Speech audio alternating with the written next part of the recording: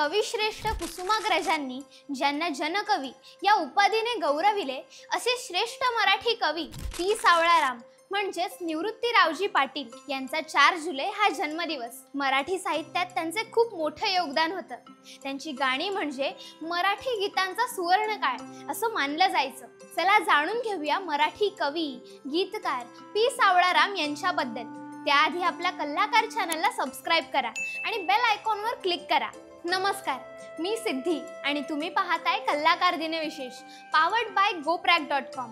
P Savalaram यांना शालेय वयापासूनच काव्याची गोडी लागली होती। पुढे ते शिक्षणासाठी कोल्हापूरच्या राजाराम कॉलेजमध्ये दाखल झाले।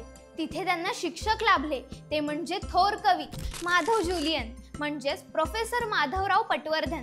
तिथेच या सर्जनशील मनाच्या पी सावळाराम यांची काव्यकळा फुलू लागली।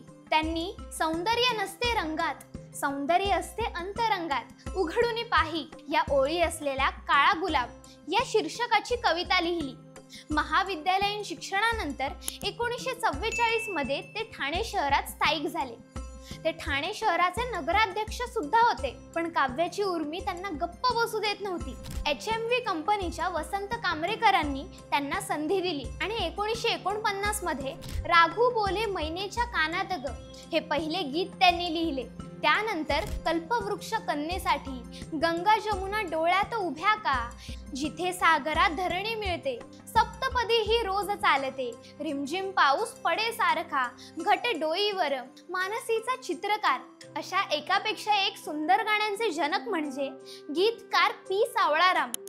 गंगा जमुना डोळ्यात उभ्या का हे गाणं इतक्या वर्षानंतरही प्रत्येक विवाह सोहळ्याचा अविभाज्य घटक आहे। भावगीते मराठीत रुजवण्यात ग दी माडगुळकर, शांता शेळके यांच्यासह पी सावळाराम यांचंही नाव घेतलं जातं। आपल्या तरल भावपूर्ण गीतांनी आणि समाजकार्याने त्यांनी महाराष्ट्रीय जनमानसात आदराचे स्थान निर्माण केले। कित्येक वर्ष संत ज्ञानेश्वर, संत नामदेव, संत तुकाराम यांच्या अभंगांप्रमाणे सावळारामांची गीते लोकांच्या मनात आणि कंठात कायमची बसली होती। पी सावळाराम यांच्या काव्यलेखनाची भाषा साधी व सोपी आहे। त्यामुळेच मराठी माणसाच्या जीवनातील घडामोडींना सर्वांगीण स्पर्श करणारी त्यांची गाणी अजरामर झाली। सावळारामांनी गद्यलेखनही केले।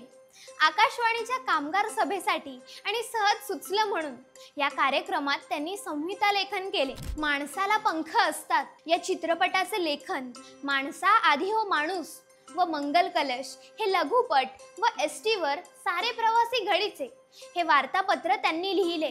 याशिवाय त्यांनी पुत्र व्हावा ऐसा, नांदायला जाते, कन्यादान या चित्रपटांच्या कथाही लिहिल्या।